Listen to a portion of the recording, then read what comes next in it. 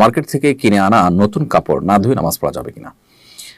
নতুন কাপড় কিনে আনার পর ধোয়া ছাড়াই নামাজ পড়তে চাইলে পড়তে পারবেন, যদি সেখানে কোনো নাপাক দৃশ্যমান না থাকে। নতুন পোশাক কোথা থেকে এসেছে, কার হাত হয়ে এসেছে, না জানে পাক না পাক থাকতে পারে, এরকম সন্দেহ সংশয়ের ভিত্তিতে কোনো বিধান শরীয়তে সাব্যস্ত হয় না। যেহেতু আপাতদৃষ্টিতে সেখানে কোনো নাপাক নেই এবং নাপাক এখানে লাগার বাহ্যত কোনো কারণ নেই, কোনো অ্যাক্সিডেন্টাল কেস ছাড়া, সেজন্য সেটাকে পবিত্র ধরা হবে এবং সেটা পরে সালাত আদায় করা যাবে। তবে স্বাস্থ্যগত কারণে বা অন্য কোনো কারণে আপনি এটাকে ধুয়ে পরিচ্ছন্ন করে সালাত আদায় করতে চান, সেটা ভিন্ন বিষয়, কিন্তু শরিয়ার কোনো নিষেধাজ্ঞা এখানে নেই।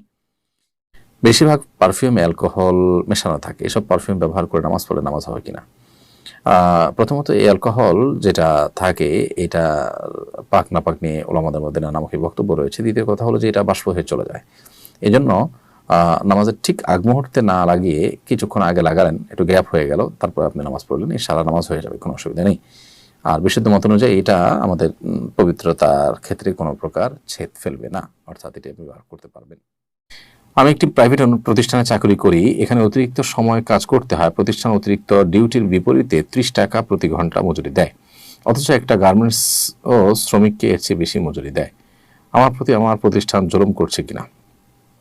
প্রিয় দর্শক, আসলে আপনার প্রতিষ্ঠানে আপনি কী ধরনের কাজ করছেন না করছেন আমি জানি না। সবচেয়ে বড় কথা হলো যে আপনাকে কর্তৃপক্ষ অতিরিক্ত ডিউটির যে বিনিময় এটা জানিয়ে দিবেন, সেটা আপনি ভালো লাগলে করবেন, আর যদি আপনার না পোষায় আপনি করবেন না।